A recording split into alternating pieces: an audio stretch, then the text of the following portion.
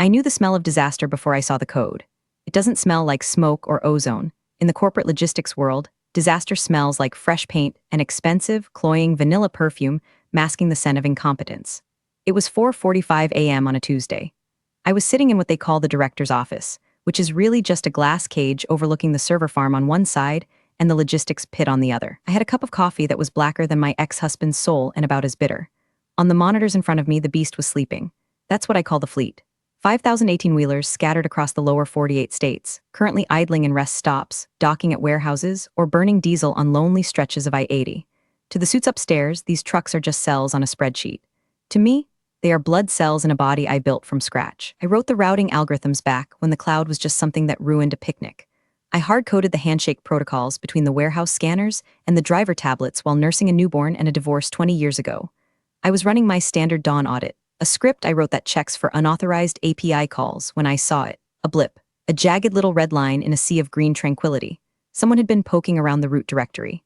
Now, before I tell you how I ended up holding a billion-dollar company by the balls and squeezing until they cried, do me a solid. Hit subscribe and smash the upvote. It motivates the team to keep finding these stories. Anyway, back to the red line. The login credential used wasn't one of my sysadmins. It wasn't the CTO, a man whose understanding of technology ended with setting the clock on his microwave. The username was new. User T Vanderbilt VPO admin access level. Unrestricted time 02:15 a.m. Vanderbilt, the owner's last name. I sat back in my chair, the leather creaking like old bones. We had heard rumors, of course. The water cooler gossip was that old man Vanderbilt's daughter, Tiffany, had finally finished her studies in Europe, which I assumed was a degree in spending daddy's money on handbags that cost more than my car, and was coming home to learn the family business. I took a sip of the sludge in my mug. Learn the business usually meant sitting in a corner office for 6 months, attending 2 meetings, and then getting promoted to a VP role where they couldn't break anything important. But access level, unrestricted, that wasn't learning. That was an invasion. I started digging. I pulled the keystroke logs, you see. The thing about people who are born on third base is that they think they hit a triple, but they don't know how to slide. Tiffany, because it had to be her, hadn't just logged in to look. She had tried to change the permission hierarchy. She had attempted to grant herself super admin status over the dispatch core. The system, my beautiful, paranoid, grumpy beast, had rejected her. Why? Because 20 years ago, I wrote a failsafe. A frantic, caffeine-fueled piece of code dubbed the dead man's switch. It required a physical token authentication for any root-level changes. A token that was currently sitting on my keychain, shaped like a glittery cat, looking innocent and tacky. She had hit a wall, and judging by the timestamp, she had probably thrown her MacBook across her penthouse loft in frustration. I lit a cigarette. Yeah, I know, you can't smoke indoors anymore. Tell that to the fire alarm I disabled in 2008. I blew a plume of smoke at the monitor. This wasn't just a nosy heiress.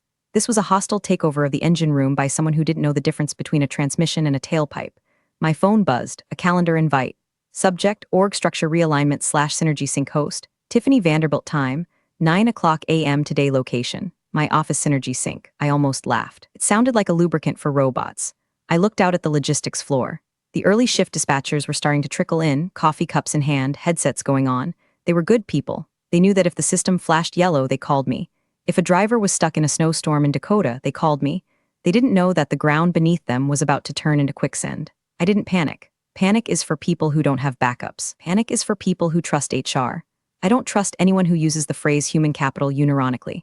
Instead, I opened my bottom drawer. Beneath a stack of takeout menus and a spare pair of flats, there was a small, unassuming external hard drive. It was an encrypted mirror of the legacy architecture, the real architecture. The stuff the vendor documentation didn't cover because the vendor didn't write it, I did. I plugged it in. The drive hummed, a low, mechanical purr. All right, sweetheart, I whispered to the screen. Let's see what you tried to break. I spent the next 3 hours not working but cleaning. I wasn't cleaning my desk. I was cleaning the digital fingerprints of my ownership. I wasn't erasing the system. I was decoupling it. Imagine a house where the wiring looks normal, but the light switches only work if you know the secret knock. I was setting the house to sensitive. I moved the critical routing tables to a partitioned server that looked like a junk archive. I rerouted the DNS pointers through a loop that required a specific handshake, my handshake. I wasn't sabotaging the company. Not yet. I was just taking my tools home. If a mechanic gets fired, he doesn't leave his snap-on chest for the apprentice who thinks a wrench is a hammer. He packs his shit. By 8:45 a.m., the office was buzzing. The air felt different, heavier, people were whispering. I saw the HR director, a spineless weasel named Greg who sweat through his shirts if you made eye contact, hovering near the elevators. He looked like he was waiting for an executioner, or maybe he was the executioner. I saved the last config file to my external drive, ejected it, dropped it into my purse next to my lipstick and my pack of Marlboro Lights. I stood up, smoothed out my blouse, and walked to the window. Outside, down in the loading bay, I watched truck 4059 back into Dock 4. Perfect alignment. Poetry in motion. Enjoy it while it lasts, I muttered. The elevator dinged, the doors opened, and out stepped the future. She was wearing heels that were too high for warehouse floor and a smile that was too bright for Tuesday morning. Game on, princess. Tiffany Vanderbilt didn't walk, she pranced. She was 25 years old, holding a latte that cost more than the hourly wage of the drivers she was about to command, and she was flanked by Greg from HR and 2 security guards who looked embarrassed to be there. She swept into my office without knocking. The scent of vanilla intensified, choking out the lingering tobacco smoke. She looked around my space, the piles of manifests, the 3 monitors glowing with command lines, the framed photo of my dog, with a look of mild disgust, like she had stepped into a petting zoo. Monica, she said. Her voice was high, airy, and dripping with condescension. So good to finally meet the legacy team. I didn't stand up. I swiveled my chair slowly. Tiffany, nice of you to visit the engine room. Be careful not to touch anything. The grease doesn't wash out of silk. She blinked, her smile faltering for a millisecond before reattaching itself. She placed her latte on top of a stack of critical invoices. I stared at the cup. Condensation was already forming a ring on the paper. We're making some changes, Monica, she said, clasping her hands. Daddy, I mean the board feels that the logistics division has become stagnant, archaic. We need to pivot to a more agile, AI-driven paradigm. Agile, I repeated, tasting the word like sour milk. You mean like the drivers or the trucks? Because 18-wheelers aren't agile, Tiffany. They weigh 80,000 pounds and take a football field to stop. See, that's the attitude, she sighed, looking at Greg. Greg looked at his shoes, that resistance to modernization. We've brought in a new vendor, Cloud Logics. They're going to streamline everything, fully automated, no more. She gestured vaguely at my screens. Whatever this matrix code is. Cloud Logics, I said, I know them. They manage delivery scooters for hipster pizza places in Brooklyn. They haul industrial steel and frozen poultry across 4 time zones. Scale is just a number, she said dismissively. Anyway, we're restructuring. Your role is being sunsetted, like I was a porch light. Is that right? I asked. Greg finally spoke up, his voice cracking. We're offering a generous severance, Monica. 2 weeks pay for every year served. But it's contingent on an immediate handover of all credentials and a signed NDA. Tiffany stepped forward, invading my personal space. I'll be taking over as VP of Operations, effective immediately. I'll need your badge, your laptop, and your keys. Security will escort you out. She expected a fight. She expected me to scream, to cry, to throw the do it for her plaque off my wall. She wanted a scene because scenes reinforce the narrative that the old guard is emotional and unstable. I looked at her, really looked at her. I saw the hunger for validation in her eyes. She didn't want to run logistics, she wanted to be the boss. There's a difference. I stood up. My knees popped. I reached into my pocket and pulled out my key card. I unclipped the master key that opened every server rack in the building. Okay, I said. Tiffany blinked. Okay, you're the boss, I said. I dropped the keys into her latte. Splash. Coffee speckled her white blazer. Hey, she yelped. Oops, not very agile of me, I deadpanned. I grabbed my purse, the one with the external drive. I didn't touch the laptop. The laptop is company property. It's all yours. The passwords are on a sticky note under the keyboard. Standard security practice, right?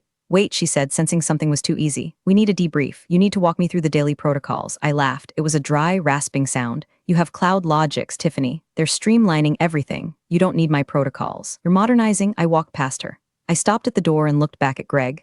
Greg, make sure my final check is direct deposited. I don't want to have to come back here. Monica, wait, Greg started. Goodbye, Tiffany, I said. Don't forget to feed the beast. It gets cranky when it's hungry. I walked out onto the logistics floor. The hum of conversation died. 50 dispatchers looked up. They saw me with my purse, no badge, walking toward the exit with security trailing me like I was a shoplifter.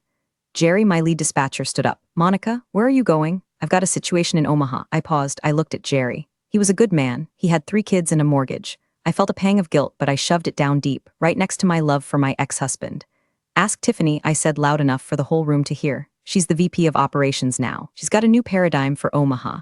I pushed through the double doors. The security guard, a kid named Mike who had once helped fix a flat tire in the parking lot, looked apologetic. I'm sorry, Monica, he muttered. Don't be Mike, I said, putting on my sunglasses even though we were indoors. Just do me a favor. Don't order anything online for a while. I walked to my car, a beat-up Ford Explorer that had seen better days. I tossed my purse on the passenger seat. I sat there for a moment, gripping the steering wheel. My heart was hammering, but not from fear. It was adrenaline. I pulled my phone out. I opened an app that looked like a calculator but wasn't. It displayed a countdown. System handshake timeout, 23:59:59. They had 24 hours. That was the grace period I'd programmed in case of server failure. If the master key, the digital one on my drive, didn't ping the server within 24 hours, the system would assume a catastrophic breach. It would go into fortress mode. I started the car. I needed a drink, and I needed to book a hotel room, somewhere with really, really good Wi-Fi. I checked into a Motel 6 about 10 miles from HQ. It wasn't the Ritz, but it had a desk, a coffee maker, and it smelled like lemon disinfectant and bad decisions, my comfort zone. I set up my command center. My personal laptop, the external drive, and a prepaid burner phone. I cracked open a bottle of cheap Pinot Grigio I'd picked up at a gas station. Classy, I know. But when you're orchestrating the collapse of a supply chain, you don't drink champagne. You drink the stuff that tastes like battery acid and grapes. I spent the afternoon watching daytime TV and monitoring the passive readouts on my laptop. The beast was still humming. Legacy protocols were running on the cached instructions I'd left behind. Trucks were moving. Deliveries were being signed for. To the naked eye, everything was fine. I could see Tiffany's digital footprints. She was logged in as admin. She was changing things, cosmetic things. She changed the dashboard color scheme from ice strain green to corporate blue. She renamed the master dispatch folder to fulfillment hub. Cute, I muttered, pouring another glass. Rearranging deck chairs on the Titanic. Night fell. The 24-hour countdown was ticking. System handshake timeout, 060000. I slept like a baby who knows the house is rigged to explode. I woke up at 5 o'clock a.m. This was the witching hour. In logistics, 5 o'clock a.m. is when the world wakes up. The East Coast drivers are starting their engines. The warehouse managers are printing the pick lists for the day. The just-in-time delivery windows are opening. I sat at the desk, coffee in hand, eyes glued to the screen. 05:15 a.m., the first text came in on the burner phone. I hadn't given the number to anyone, but I had set up an automated alert for critical system latency. Alert, Node 4 Atlanta failing to handshake. I switched to the visualization tool. A small red dot appeared on the map in Georgia. 05:30 a.m., Tiffany logged in. I saw the activity spike. She was probably getting calls. User, T Vanderbilt VPO admin executing command, /refresh all. She was hitting the refresh button. Bless her heart. 05:45 a.m., the automated dispatch queue failed to launch. This is the script that tells 5,000 drivers where to go next. Without it, they are just guys sitting in trucks with no instructions. They can't move cargo if they don't know where it's going. The digital manifest is legally required for interstate transport. No manifest, no movement. The map on my screen started to light up with red dots like it was catching the measles. I could imagine the scene on the ops floor. The phones would be starting to ring. Not the polite rings of administrative questions, but the frantic, continuous ringing of angry warehouse supervisors. Hey, my scanners are dead. Hey, the drivers can't log into the ELD electronic logging device. Hey, the gate won't open because the system can't verify the load. 06:00 a.m., the timer hit 0. System lockdown initiated. Protocol scorched earth. The screen flashed. Then it went dark, not powered off, just dark. The telemetry feeds cut out. The ghost system I was monitoring confirmed that the main server had severed all external connections. It had walled itself off to protect the core data from unauthorized intrusion, which, ironically, was now Tiffany. I leaned back. The silence in the motel room was heavy, but the silence on my screen was louder. 5,000 trucks were effectively bricked. I opened a private browser tab and navigated to the company's internal Slack channel. I still had red access through a guest token I'd created for a vendor years ago and never deleted. #general, user Dave Warehouse NJ, is the system down, can't print balls. User Sarah Dispatch, my screen is black, just says contact admin. User Mike Security, gates are locked, drivers are honking, it's getting loud out here. User Tiffany Vanderbilt, everyone calm down, it's just a server reset for the upgrade. Give it 5 minutes, I waited 10. #general, user Dave Warehouse NJ, Tiffany, it's been 10 mins. I have perishable goods on the dock. The freezer trucks aren't syncing temp data. If these compressors cycle off, we lose $50K in shrimp in an hour. User, Tiffany Vanderbilt, I'm calling IT, stop messaging me. IT was Greg's nephew, a kid who installed Adobe Reader for a living. My burner phone buzzed. It wasn't an automated alert, it was a text. From Jerry. He must have remembered I had a personal number, even though this was a burner. He was smart. Jerry, Mon, if you're there, it's bad. She deleted the routing tables trying to restore a backup. Everything is gone. The drivers are rioting. Help. I looked at the text. I felt a twitch of sympathy for Jerry. He was collateral damage, but you can't cure cancer without killing some healthy cells. I didn't reply. I closed the laptop lid. I stood up and walked to the window. The sun was rising over the highway. I watched a competitor's truck roll by, heading west. Run while you can, buddy, I whispered. Because nobody in this zip code is moving today. It was time for breakfast. I felt like waffles. By 9 o'clock a.m., the situation wasn't just a technical failure. It was a national news event waiting to happen. I was at the Waffle House next to the motel, eating pecan waffles and watching the chaos unfold on my phone. The internal Slack was a stream of consciousness horror novel. #ops emergency. User, regional MGRTX, we have trucks backed up onto the I-35 off-ramp. Highway patrol is threatening to tow. Who do I call? User, Tiffany Vanderbilt, do not let them tow, tell them it's a temporary glitches.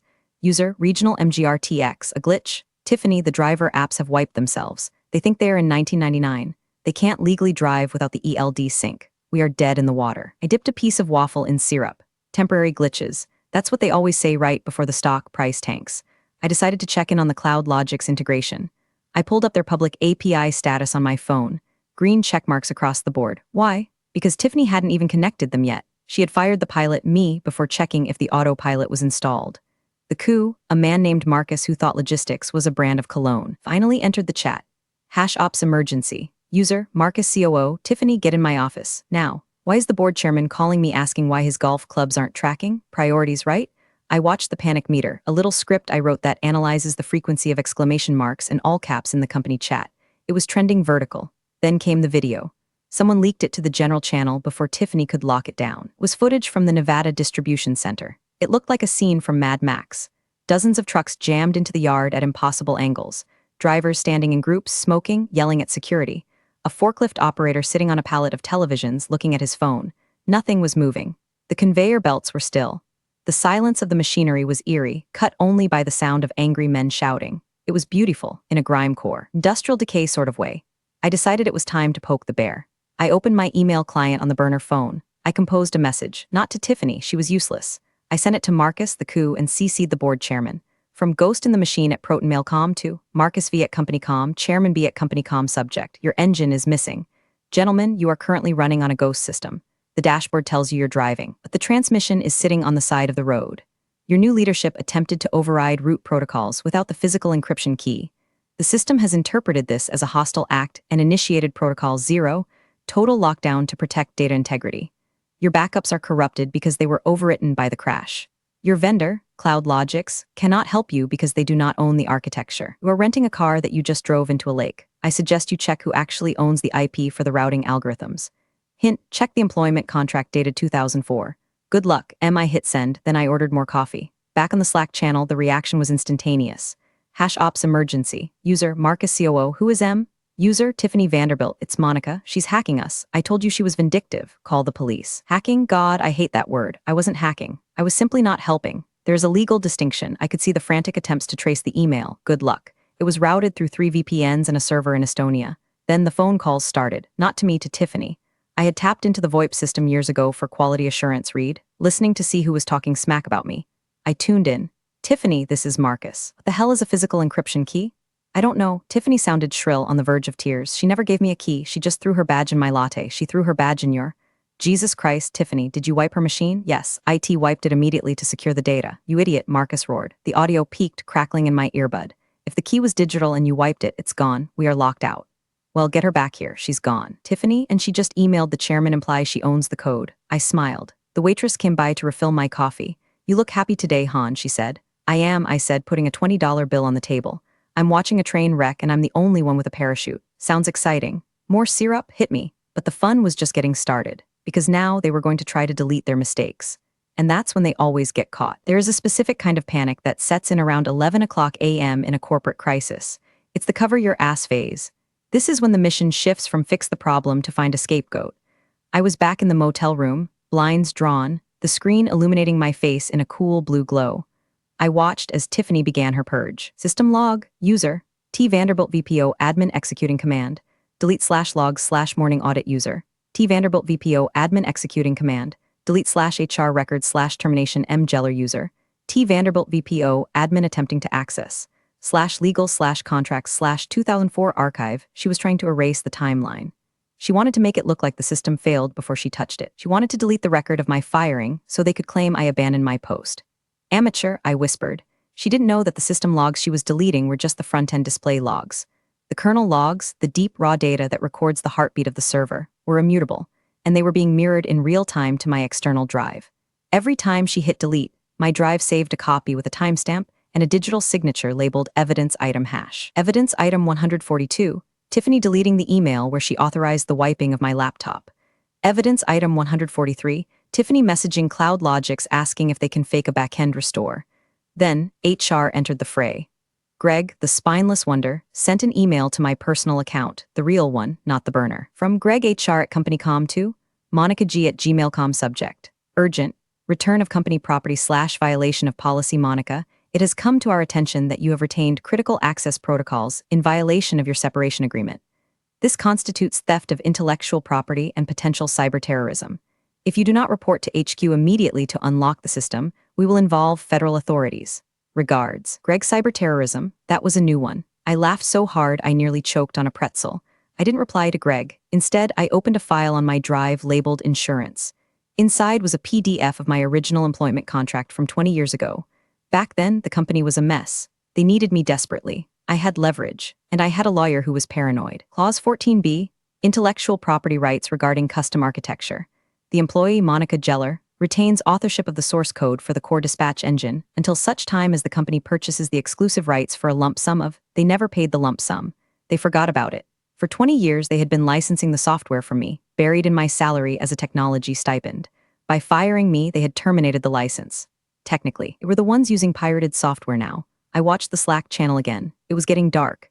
#executive chat private hacked access. Marcus COO, Greg, did you get her? Greg HR, she's not responding. Tiffany says she's blocked us. Tiffany Vanderbilt, she sabotaged it. I swear, I walked in and it was already flashing red. I screenshotted that lie. Evidence item 156. Then a new player entered the game. The CFO. #executive chat. CFO Karen, guys, we have a problem. Walmart just called. They have 400 pallets of electronics sitting on our docks in our state. They are threatening to void the Q4 contract. That's $20 million. Marcus, fix this or you're all fired. The heat was rising. I could feel it through the internet connection. I checked the temperature sensors in the server room at HQ. They were rising too. Tiffany had turned off the AC to the server room to save power during the reboot. No, that couldn't be right. I checked the logs. User, T Vanderbilt VPO admin executed. /system reset hard AC override. She thought a hard reset meant turning everything off and on again. She had inadvertently killed the cooling units for the mainframe. Oh, Tiffany, I sighed. You're going to melt the processors. I could have stopped it. I could have sent a remote command to turn the fans back on. I looked at the temperature gauge. 85 degrees F, 90 degrees F. I took a sip of wine, let it burn. But then the text came. From the one person I actually respected. The general counsel, a shark named Alina. Alina, Monica, I know you're watching. I just read your contract. Clause 14b, you clever bitch, name your price. Finally, an adult in the room. Lena was the kind of lawyer who smiled when she gutted you. We had drinks once 5 years ago at a company holiday party. She told me, Monica, always keep a kill switch. In the code and in the contract, I guess she didn't think I'd actually use it against her client.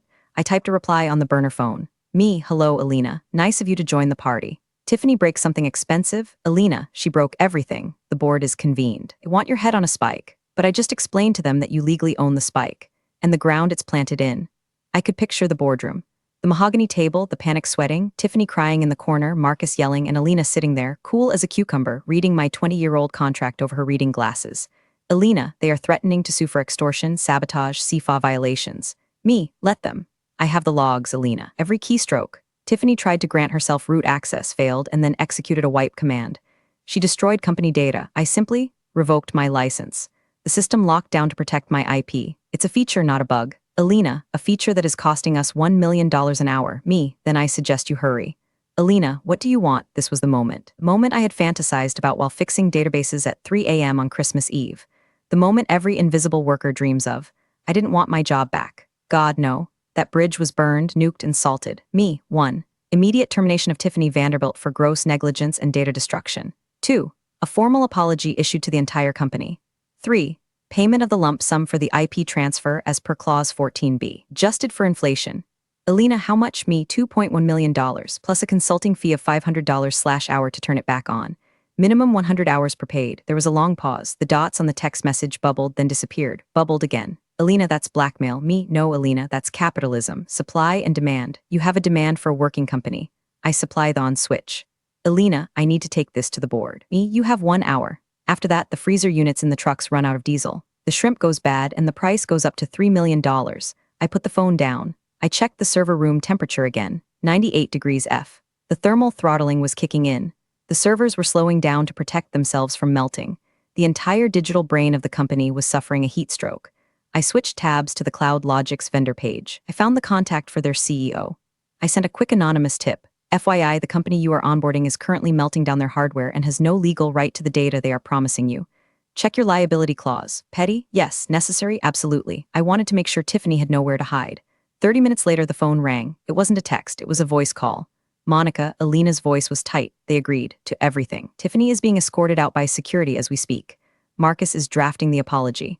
The wire transfer is being prepped. When can you be here? I looked at the clock. It was 7 o'clock p.m. I'm 10 minutes away, I lied, but I'm not coming in until the wire hits my account. It's a $2 million wire, Monica. It takes time to clear. I know how Swift codes work, Alina. I built the billing system. Push it through the emergency vendor fund. I know you have it, Asai. Fine, I hung up.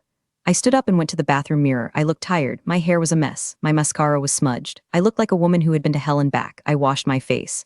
I put on fresh lipstick, a shade called Victory Red. I brushed my hair. I put on my favorite leather jacket. I wasn't going back as an employee. I was going back as a consultant. And consultants don't wear business casual. They wear whatever the hell they want. My phone pinged. Bank of America, wire transfer received, $2,150,000.00. I smiled. It was a cold, sharp smile. Time to go to work. The headquarters lobby was silent. Usually at 7:30 p.m., there would be janitors buffing the floors or a few late-night stragglers. Tonight, the air was thick with tension. I walked through the sliding glass doors. Security Mike was at the desk. He looked up, saw me, and his jaw dropped. Monica, I thought you were banned. I was upgraded, Mike, I said, flashing a guest pass I had printed myself at the hotel. I still had admin access to the badge printer, obviously. I didn't take the elevator. I took the stairs to the second floor, the executive suite. I wanted to hear the panic before I saw it. I turned the corner toward the main boardroom. The glass walls offered a perfect view. The board chairman, wrinkled fossil named Mr. Henderson, was shouting at Marcus. Alina was rubbing her temples. And there, standing by the elevator bank with a box of personal items, was Tiffany. She looked wrecked. Her mascara was running, her blazer was stained with coffee, my doing, and she was sobbing into her phone. Daddy, they can't do this, it's her fault, she wailed. She looked up and saw me. The crying stopped instantly, replaced by pure venom. You, she hissed, you ruined everything. I stopped, I looked at her box. A stapler, a framed photo of herself, and a half-dead succulent. I didn't ruin anything, Tiffany, I said calmly. I just took my keys back. You're the one who tried to drive the car through a wall. I'm going to sue you, she spat. With what money? I asked. Daddy's stock just dropped 14% in 6 hours. I checked. Security guards, different ones, the serious ones in suits, stepped up behind her. Miss Vanderbilt, need to escort you out, she screamed as they led her away. I didn't watch. I turned and walked into the boardroom. The room went silent. 12 men and 1 woman. Alina turned to look at me. Gentlemen, I said, placing my external hard drive on the mahogany table with a heavy clunk. And Alina, Monica, Marcus stood up. He looked 10 years older than he had this morning. Fix it, now. Ah, I wagged a finger. Consultant, remember, tone. Marcus turned purple. He sat down. Mr. Henderson cleared his throat. Miss Geller, we appreciate you coming in on such short notice. I bet you do, I said. I pulled up a chair, Tiffany's chair actually, and sat down. I opened my laptop. Here is the situation. The system is in thermal lockdown. The database is fragmented, and the routing tables are currently encrypted with a 256-bit key that exists only in my head. Just turn it on, Henderson pleaded. I will, I said, but first the apology. We sent the email, Marcus gritted out. Not to me, I said, to the drivers, the warehouse guys, the people who have been sitting in 100-degree cabs for 12 hours wondering if they have a job. You send a company-wide blast, admitting that executive leadership errors caused the outage and promising full overtime pay for the downtime. Overtime? The CFO squawked. That's another $1 million. Cheaper than losing the Walmart contract, I reminded him. Do it. They looked at each other. They looked at the screen where the stock ticker was bleeding red. Marcus typed the email. He read it aloud. It was humiliating. It was perfect. Send it, I said. He hit enter. All right, I said. Let's boot this sucker up. I plugged the drive into the main presentation port. I projected my screen onto the massive wall monitor. Terminal window open. Command/restore root protocol password. I typed the password. It was, Tiffany is an idiot 123. I hit enter. The screen flooded with code, green text cascading like a digital waterfall. System restoring, cooling systems reactivated, database integrity verifying. Is it working? Henderson asked, his voice trembling. Give it a minute, I said, leaning back and putting my feet up on the table. The beast is waking up. She's going to be hungry. Watching a server farm come back online is like watching a city wake up after a blackout. First, the fans. A low hum started in the floor beneath us, vibrating through the expensive leather chairs. The temperature sensors on the screen began to drop. 98 degrees F, 95 degrees F, 90 degrees F. Then the nodes. One by one, the red dots on the map flickered and turned green. Atlanta, Chicago, Dallas. The network was healing. My phone buzzed. It was Jerry from Dispatch. Jerry, holy shit, Mon, the boards are lighting up. Are you doing this? Me, just doing a little consulting work, Jerry. Tell the boys to restart their tablets. Jerry, we just got the email from Marcus. Executive leadership errors? Did you make him write that? You're a legend. The floor is cheering. I smiled. The check was in the bank, but that text, that was the real payment. But outside the boardroom, the storm was breaking. Media had picked up the story. Not the technical glitch story, but the real story. The leaked video from the warehouse had gone viral on TikTok, and some enterprising journalist had found the executive error email posted on a trucker forum.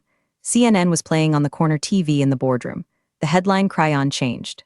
Breaking. Supply chain crisis linked to nepotism, heir gone wrong. They showed a picture of Tiffany. It was from her Instagram, holding a glass of champagne on a yacht. Then they cut to the footage of the gridlock trucks. The contrast was brutal. "Oh God," Henderson moaned, putting his head in his hands. "The brand reputation? Maybe you should have thought about that before you handed the keys to a toddler," I said, not looking up from my code. I was running the integrity checks. Cloud Logics, the vendor, was trying to ping the system again. I blocked them permanently. "Access denied. Vendor blacklisted. We'll need to find a new vendor, by the way," I told the room.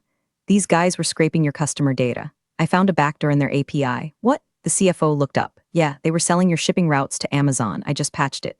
Alina let out a short, incredulous laugh. "So you saved us from a data breach while holding us hostage?" "I'm a professional, Alina. I take pride in my work." By 10 p.m., the system was at 90% capacity. Trucks were moving, the backlog was clearing, the crisis was over, but the atmosphere in the room was dead. These men knew that tomorrow the shareholders would be calling for blood, and since Tiffany was already gone, they were next. I stood up. I ejected my hard drive. "Done," I said. "The invoice for the first 100 hours is in your inbox. I'll be working remotely from now on. Don't call me unless something is on fire." Literally, I walked to the door. "Monica," Henderson said. His voice was frail. "Will you stay on? As CTO, we can offer." I stopped. I looked back at them. A table full of suits who had ignored me for 20 years until the machinery stopped working. "No," I said. "I don't want to be CTO. I want to be the person you're afraid to fire." I walked out. The next morning at 6:02 a.m., I was back at the Waffle House. Same booth. Different mood. I watched the tracking app on my phone. Map was a beautiful symphony of green arrows. Truck 4059 was unloading in Omaha. The shrimp had been saved. The Walmart contract was safe, unfortunately for the employees who had to deal with Walmart, but you can't win them all. The news cycle had moved on to the next disaster, but the trade papers were still feasting on the Vanderbilt carcass. Vanderbilt Logistics stock plummets. Board ousts CEO and COO in morning shakeup. Tiffany Vanderbilt issues apology via Instagram story, since deleted. I took a bite of my waffle. It tasted like victory. My phone buzzed, a notification from the bank. The wire had cleared. The funds were available. Account balance, $2,152,430.00. I transferred 10% to a separate account I set up for Jerry's legal defense fund, just in case they tried to come after the dispatchers. Wouldn't, but I look after my own. I sipped my coffee. I wasn't just a logistics director anymore. I was a strategic infrastructure consultant. It sounded fancy. It meant I could sit in my pajamas, monitor the servers for anomalies, and charge them $500 an hour to tell them to restart the router. I had won, but it wasn't the money. It was the silence. Not the silence of the broken system, but the silence of my own validation. For 20 years, I had been the invisible hand, the grease in the gears, the woman they walked past to get to the important people. Now they knew you don't mess with the mechanic while the car is moving. You don't fire the architect and expect the building to stand. I opened the Slack app one last time. #general, user Jerry dispatch, system is green, we are rolling. Thanks M, user Dave warehouse and J, pallets are moving. God bless the backup drive. I closed the app. I deleted the burner number. I finished my coffee. I walked out to my beat-up Ford Explorer. Maybe I'd buy a new car, something fast, something agile, or maybe I'd just fix the transmission on this one. I like things that have scars, they run better. I started the engine. It coughed, sputtered, and then roared to life. A tag girl, I patted the dashboard. I merged onto the highway, slipping in behind a massive 18-wheeler hauling steel. I watched its mud flap sway. I knew the driver's name, Stan, his location, I-70 westbound, and exactly when he'd arrive. The world kept turning. The goods kept moving. And somewhere in a penthouse, a princess was crying over spilled milk. Me, I was just driving. Big thanks for watching, you sneaky seniors. Subscribe to keep the coffee pot brewing revenge. Your ex-colleagues won't know what hit him.